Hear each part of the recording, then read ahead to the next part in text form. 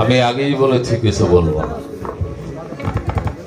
আপনারা শুনলেন ওর কতগুলো প্রশ্ন। হ্যাঁ, আনে তো এদিক দিয়েও হ্যাঁ এদিক দিয়েও হ্যাঁ। ওই যখন উঠে কোন বাজায় গুরু শিষ্য কোনো বাজানি আছে, কোন গুরু মরিদ নিছে না, কথা কম বলেন, কথা কম বলেন। গুরু শিষ্যের কোনো বাজাবাজি আছে তাই না? জ্ঞান অর্জন করেন, জ্ঞানীর জন্য গান, জ্ঞানীর জন্য গান, জ্ঞানীর জন্য না। গুরু শিষ্যের কোনো বাজাবাজি নাই। কিসের বাজাবাজি? এটা কোনো মামলা মোকদ্দমা নাই, জায়গা জমিনে ঝগড়া ফাসাদ নাই। আপনি শান্ত থাকেন, শান্ত থাকেন, আপনি শান্ত থাকেন, আপনি চুপ করে থাকেন। গুরু শিষ্যের বাজাবাজি কি? গুরু ভক্ত শিষ্য গুরুর কাছে চাবে, গুরুর মন চাইলে দিবে, না চাইলে না দিবে। এখানে বাজাবাজির কি আছে? ঝগড়া ফাসাদের কি আছে? তো যা হোক, আমি সামাত্রে কই, 2:30টায় মঞ্চে উঠছি, ছাইরে দিলাম 2 ঘন্টা নামাজের, এরপরেও 7 ঘন্টা গান চলছে, হয়ে গেছে। না বুঝে কি এর পাগলা হেরে তো আর বুঝলি না। তুই তো মনে করলি আল্লাহর পাগলা, আমি তো আল্লাহর পাগলা না। আল্লাহর পাগলা হইলে তো টেনে গান কে পারে, তাই না? হ্যাঁ, তো যা হোক, এই তুই কর, ওই যে আমার সেলিম ভাইয়ের সাথে আলাপ করে কমিটিতে যা আছে, আমার যাইতে লাগবো 5-7 ঘন্টা। হ্যাঁ, আবার গাড়িরও হিসাব কিতাব আছে, সবকিছু মিললে হিসাব করিস। হ্যাঁ, তো যা হোক, আমার হেলাল সরকার না, তুই ভালো মানুষ, তোর কিছু কম যাব না, তুই আমার ভাই। পালা যদিও গুরু শিষ্য, কিন্তু আমার ভাই। তো ওই আগের গানের কিছু চাওয়া, আবার গানের মধ্যেও 10-15টা চাওয়া, আবার এটাও তার আত্মার শান্তি শেষ হয় নাই। আবার প্রশ্ন করলে এটাই আমার শেষ কি? সালাতার নামাজ এক কিনা? আচ্ছা, আপনারা বলেন, এতগুলো প্রশ্ন আমার মতো লোকের করে এর ইনসাফ আছে? হ্যাঁ, ইনসাফ যার নাই ও ইনসান হইতে পারে না। তোর একটা রাস্তা শিখিয়ে দিই, তুই কিছু না যাই না, খালি দয়ালের দয়ার আশা কর। দয়ালের যদি দয়া পাস, তোর সকল চাওয়া পাওয়া পূরণ হয়ে যাবে।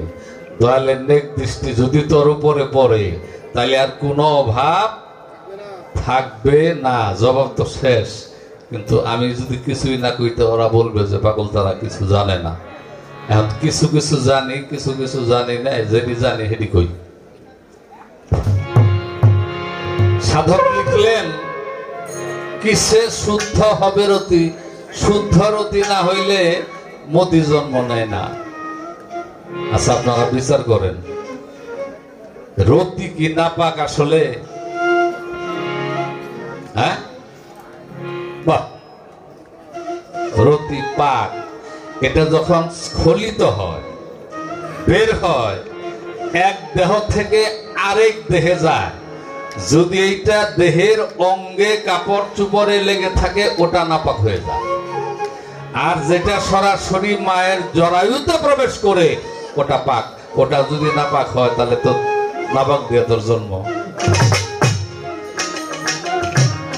কারণ ভিতরে যায় তোকে ওই রতিরে পরিষ্কার করে দেয় না, পানিতে ধুয়ে সাফ করে দেয় না। এই কথার যুক্তি আছে? আসলে ওটাই পাক, ওটাই নাপাক, সময় বিশেষ প্রসেসের মধ্যে। যার দেহ শুদ্ধ, ওর প্রস্রাব পায়খানা মলমূত্র রতিমতি সবই শুদ্ধ। বড় পীর আব্দুল কাদের জিলানী রহমতুল্লাহর একটু প্রস্রাবের সমস্যা। ভক্ত তো সবাই জ্ঞানী না, বলছে হুজুর প্রস্রাব করে রেখে দিলে ডাক্তারের কাছে দিতাম। তো উনি মুচকি হাসি দিলেন, হাসি দিয়েও প্রস্রাব রেখে দিলেন। এই বোতল ডাক্তারের কাছে নিয়ে গেছে, যখন বোতলের মুখটা খুলছে, করকটা খুলছে, এমন সুগ্রাণ বের হয়েছে। ডাক্তার ছিল খ্রিস্টান, এই সুগ্রাণে ব্যাকুল হয়ে গেছে। উনি খালি বলতেছে যে এটা কার প্রস্তাব। বড় পীর ভক্তরা বলতেছেন এটা গাউসুল আজম বড় পীর রহমতুল্লাহর প্রস্তাব। এই সুগ্রাণে 650 খ্রিস্টান প্রস্রাবের সুগ্রাণে নবীর কালেমা বইরা মুসলমান হয়েছে। আর আমি যদি একখানে 3 দিন প্রস্রাব করি, দুবরা গাছ থাকলে মইরা সাফ হয়ে যাবো। এই দেহ পবিত্র, পবিত্র দেহের সব পবিত্র। পবিত্র হইতে হবে কিভাবে? সাধক জালাল খান বললেন, নাম নিলে হয় দেহ শুদ্ধ, আনন্দে প্রাণ ঢেউ খেলায় নাম নিলে হয় দেহ শুদ্ধ। নামের বলে অকুল জলে, নামের বলে অকুল জলে পাথর ভাসিয়া যায়, নাম নিলে হয় দেহ শুদ্ধ, আনন্দে প্রাণ ভেসে যায়, নাম নিলে হয় দেহ শুদ্ধ। নাম নিলে হয় দেহ শুদ্ধ, আনন্দে প্রাণ ঢেউ খেলায়। কারণ প্রশ্ন হইল কোন নাম? তোর নাম হেলাল, আবার আরেক নাম আছে আমার আল্লাহ, গড, ঈশ্বর, ভগবান। আল্লাহ বহু নাম, কয়েক হাজার নাম। তোর গুরুর এক নাম।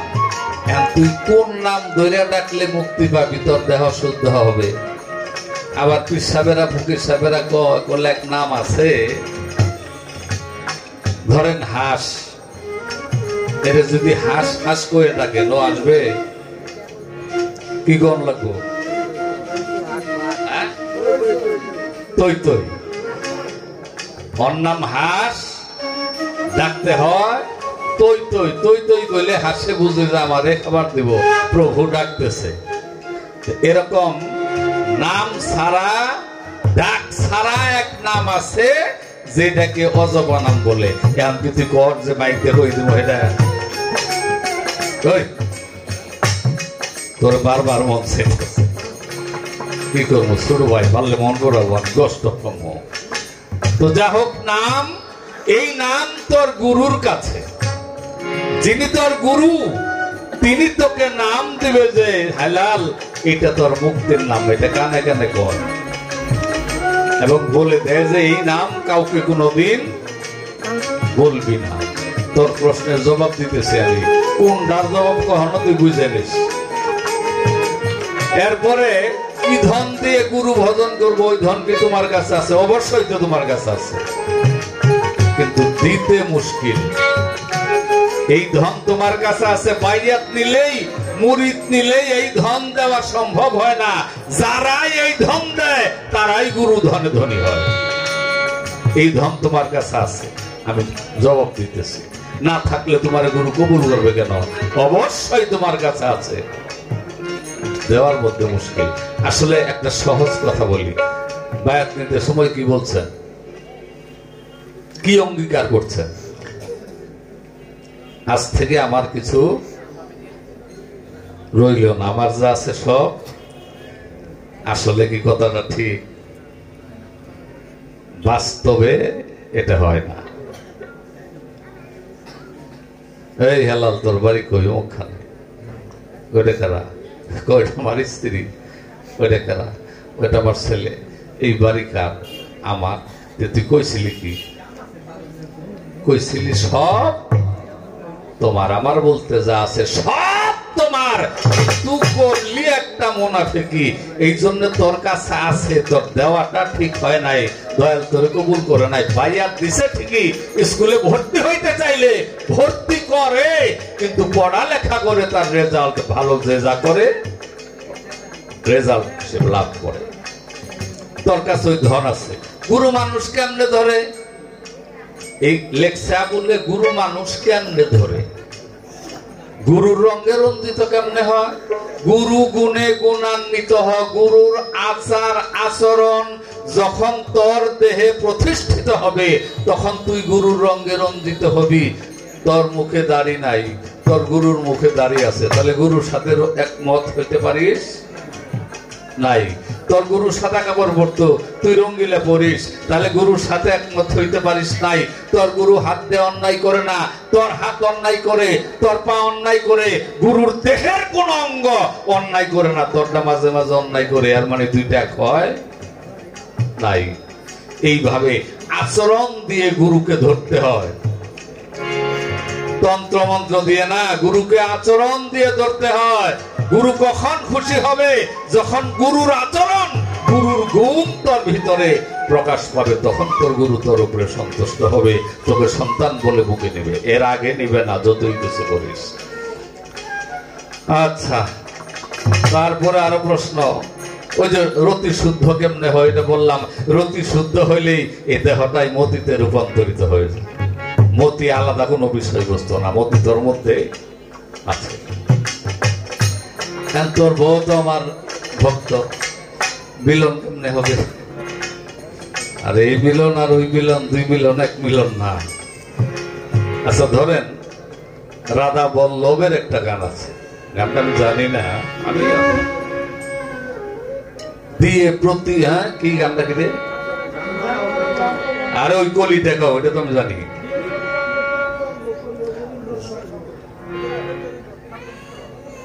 তাপিত প্রাণ শীতল হবে। আচ্ছা তুই নাই প্রতি অঙ্গ, আমার অঙ্গের সাথে তোর অঙ্গ মিশাইলি, তোর আমার ভোর অবস্থা কি? এই সাধন শিক্ষা দিবার যায় মেলা 2 নাম্বার পিসা, ইমান আমান হারাইয়া জাহান্নামের দিকে গেছে, বহু নারীর ইজ্জত মারছে। হাসা কথা কই, প্রতি অঙ্গ দেওয়া লাগবো, তাহলে ওর একটা গোপন অঙ্গ আছে, আমার ওটা আছে, দুইটা না মিললে তো আর অঙ্গ দেওয়া হইল না। কিন্তু আসলে এরকম না, এটা হইল গুরুর হাত অন্যায় করে না, আমার হাত অন্যায় করবে না, আমার হাত গুরুর হাতকে দিয়ে দিলাম। গুরুর পা অন্যায় পথে যায় না, আমার পা যাবে না। গুরুর চোখ দিয়ে অন্যায় করে না, আমার চোখ করবে না। গুরুর কান দিয়ে খারাপ কিছু শুনে না, আমার কান শুনবে না। গুরুর জবান দিয়ে অশ্লীল বলে না, হারাম খায় না।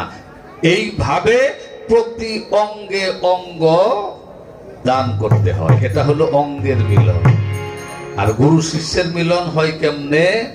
জালালউদ্দিন খাঁর গানের মধ্যে আছে, নামের লিঙ্গ প্রেমের জুনি, সঙ্গমে হয় যে শুনি, গায়েবে এল মেলো ধ্বনি, দস্ত দৌলত রহমতের।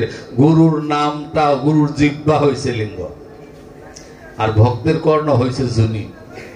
এই দুইটাই মিলন হয়, সন্তান জন্ম নেয়। এটা তোর সাথেও সম্ভব, আমার বৌমার সাথেও সম্ভব। এখানে দৈহিক কোন মেলামেশার কথা বলা হয় নাই। আরো তো অনেক কথা কইছে, গানের শেষ করলি কি রে?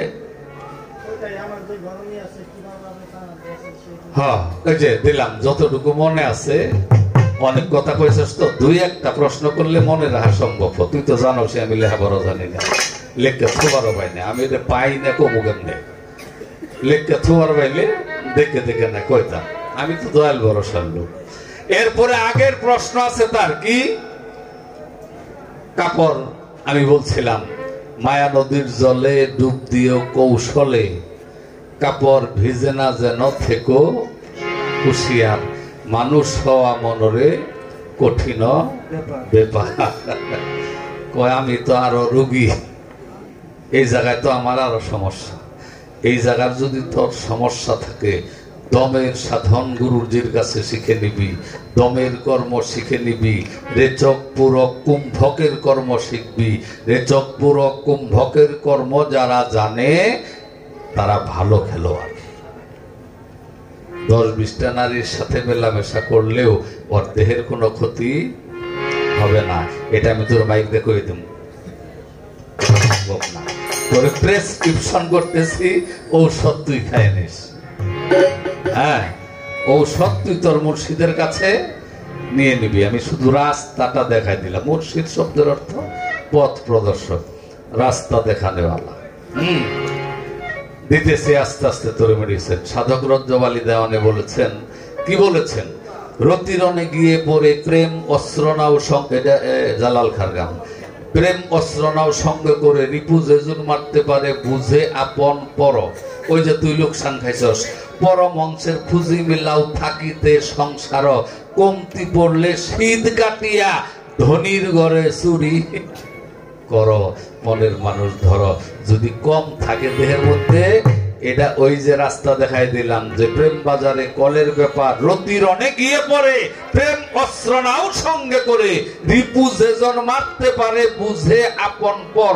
পরম অংশের পুঁজি মিলাও, মানে যে পুঁজি তুমি লোকসান খাইছ এটি মিলাও। কেমনে মিলাবা? পরম অংশের পুঁজি মিলাও থাকিতে সংসার, কমতি পড়লে ধনির ঘরে শীত কাটিয়া চুরি করো। যদি টানার অভ্যাস থাকে, উপর দিকে নদীর গতি ঠিক রাখিও তোমার মতি, গলে পড়ে মুর্শিদ নামের মালা।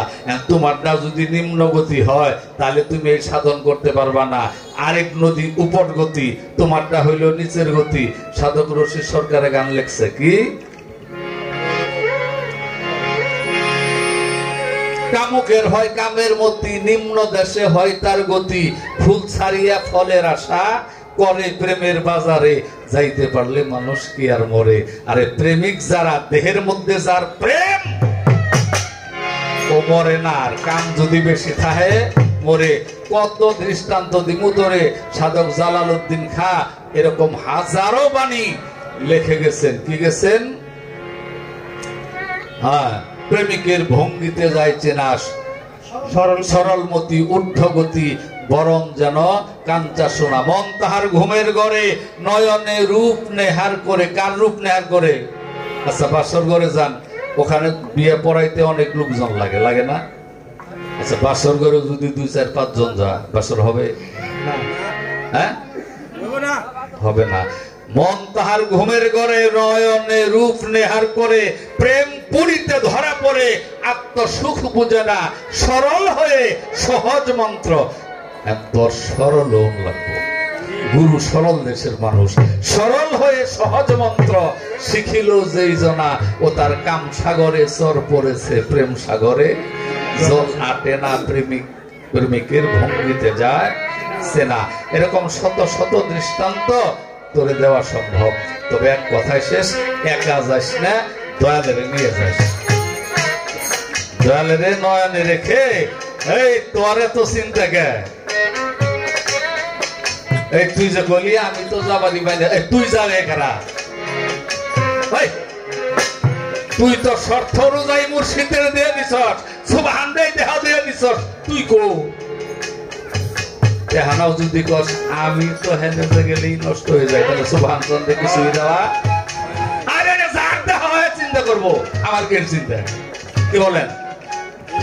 এই দেহটা স্যার তিনি চিন্তা করবে, কিন্তু আমার দেওয়াই হয় নাই। ওই যে তোরে মন্ত্র দিলাম, কর্ম দিলাম, এগুলি করবি, তাহলে ইনশাল্লাহ দুর্ঘটনা ঘটবে না। আরেক কথা কইছে শিষ্য, আমি ভুলি না,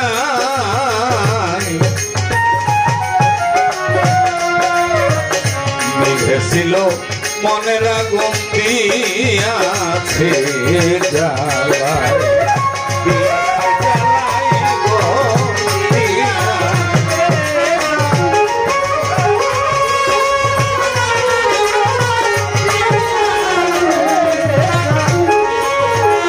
ভাবক জানে ভাবের কথা, অন্য তো জানে না,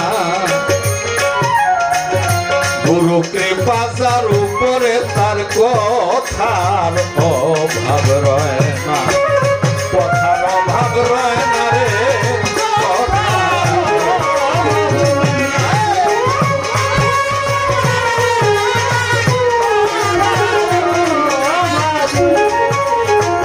আমি আসলে কিছুই জানি না, গান করে আমার দয়ালে। তোরে যতটুকু মনে আছে আমি একেবারে তত্ত্ব মতে, সুফি মতে করে বুঝাইতে চেষ্টা করলাম। এই অনেকেই গান লেখে, জ্ঞানীদের ভুল হয় না? আচ্ছা বলেন তো, সাইজি গান লেখছে, কপালের নাম গোপাল চন্দ্র, এই কপালে সবই করে করে, কপালের নাম ঘুয়ে গোবরে, সকলেই কপালে করে, এটা সাইজি লেখছে। আবার কুটি মনসুরে লেখছে, যার তার কর্মগুণে দুঃখ আনে কপালের দোষ কোনটা মানবি দুজনই সাধক। এই জন্য স্থান কাল পাত্র বুঝে ভাবুকরা তাদের বিবেকের বাণীগুলো প্রকাশ করে এলেনে পারাপারি হোরাহরি করার কোন রাস্তা নাই, কিন্তু বাজাবাজির কিছু নাই। তোর মুর্শিদ করে যে বাণী দেয় ওইটাই তোর জন্য হুকুম। আমার মুর্শিদ হয়তো আমার অন্য কিছু জিনিস, এটা পারাপারি হোরাহরি চলবে না। রাখলাম। এখন নামাজ আর সালাত। নামাজ হইছে ফার্সি শব্দ, নমস্ত ধাতু হইতে নামাজের উদ্ভব। সালাত হইছে আরবি শব্দ, আকিমুস সালাতা ওয়া আতুজ যাকাত। সালাত কায়েম করো, যাকাত আদায় করো। এরপরে অল্প কথায় সহজভাবে বুঝাই দেই, আমার হাতে সময় নাই, আমার মনও ভালো না, আগের ভাবটার এখন নাই। ইন্নাস সালাতা তানহা আনিল ফাহশাই ওয়াল মুনকার। সালাত সালাতিকে যাবতীয় মন্দ অশ্লীলতা হইতে বিরত।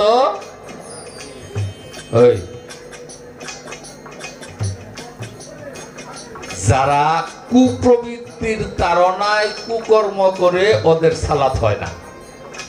আর যে মানুষটা সারা জীবন কল্যাণকর কাজ করে, সকল সময় ভালো কাজ করে, ওর দেহে সালাত প্রতিষ্ঠিত হয়েছে।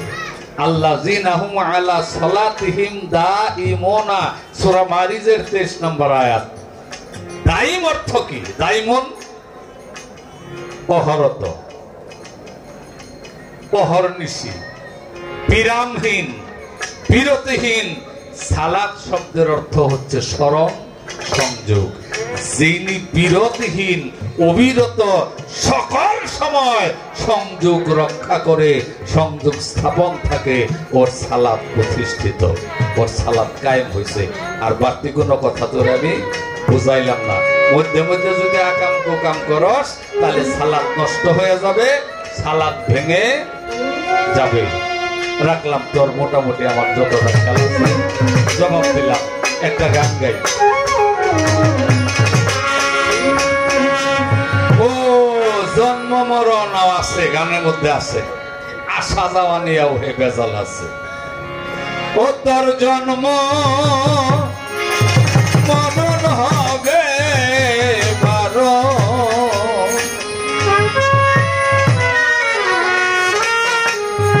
আসা যাওয়া আর রবে না নিলে গুরু উপাসনা। মাটির দেহ হবে সোনার, মাটির দেহ হবে সোনা নিয়ে গুরু উপাসনা।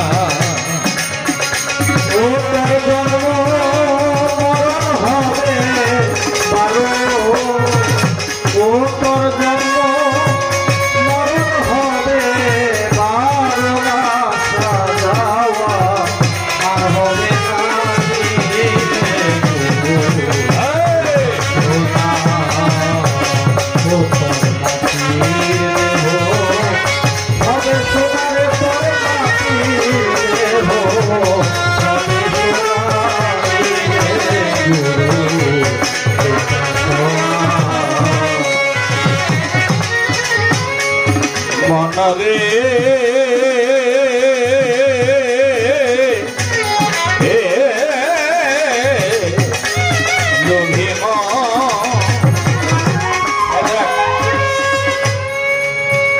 দয়াল গুরু যারে দয়া করে। দীপ জ্বালাইয়া আধার ঘরে শিখায় তারে অসাধ্য সাধনা। ওরে করলে সাধন পালাই সম মরার ভয়া, তার থাকে করলে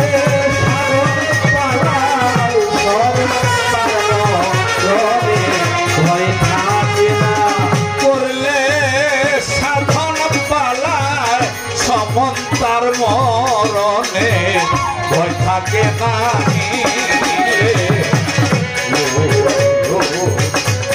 উপাসনা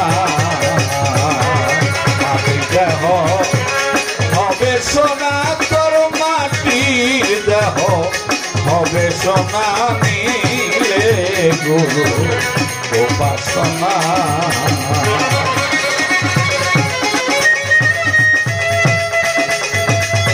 এই গানেও আমার কিছু বস না এই যে আমার ভেজাল আলাপ আছে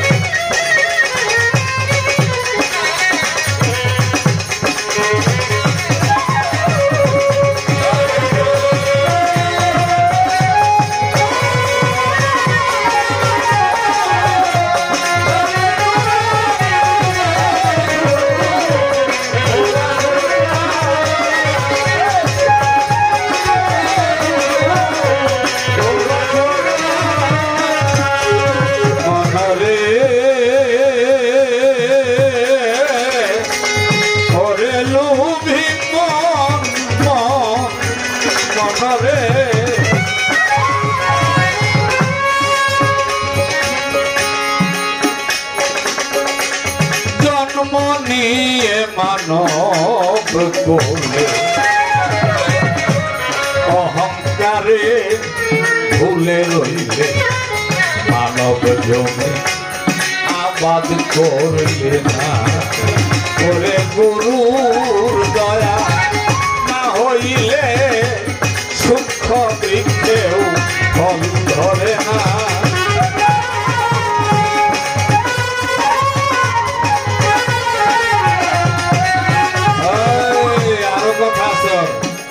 কোন রসে গুরু বস আছে না আচ্ছা তোর গুরু রে বস করার এত দরকার নেই হ্যাঁ আমারে বস করে তোর লাভ কি আর এগুলো শুধু কথার কথা হ্যাঁ কেউ কইছে পঞ্চরসে গুরু বস কর পাঁচটা ভাব গুরুর পাঁচটা ভাব যদি দেহে থাকে গুরু বস হয় কেউ কইছে সূক্ষ্ম রসে গুরু বস হয় আর আমি জানি গুরু বস কখন হয় মূল ভজ ধাতু হইতে ভজনের উদ্ভব ভজন দিয়ে গুরুকে যখন ভজন এর মানে খেয়ে ফেলা গুরুকে গ্রাস করা গুরুকে গ্রাস করবি কি দিয়ে তুই করার কেউ না তোর কর্মের উপর গুরু খুশি হয়ে তোর দেহে অবস্থান করবে তোরে রাজত্ব দিয়ে দিবে সে হয়ে যাবে জিরো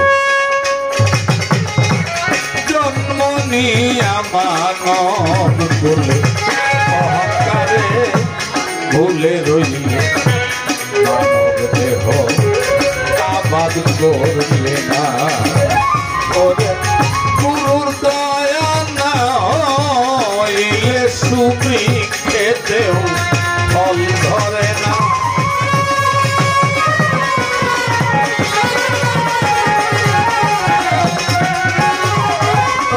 গুরুর দয়া না হইলে সুবৃক্ষেতেও ফল ধরে না নিলে গুরু উপাসনা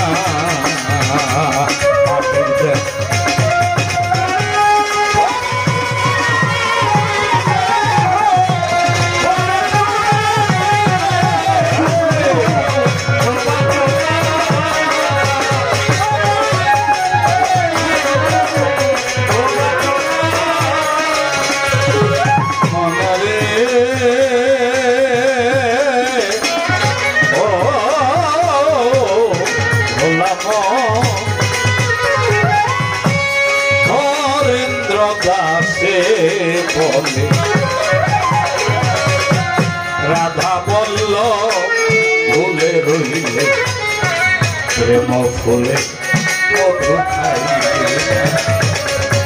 এক বিন্দু মধু পান করিলে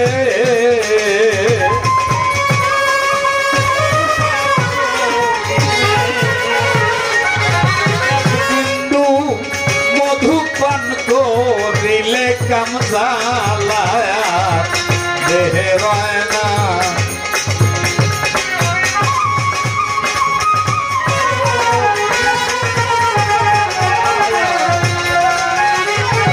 এক বিন্দু মধু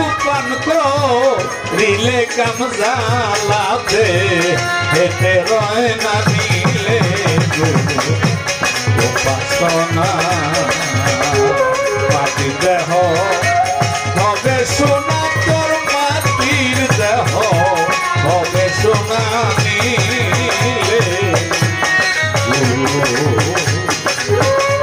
উপাসনা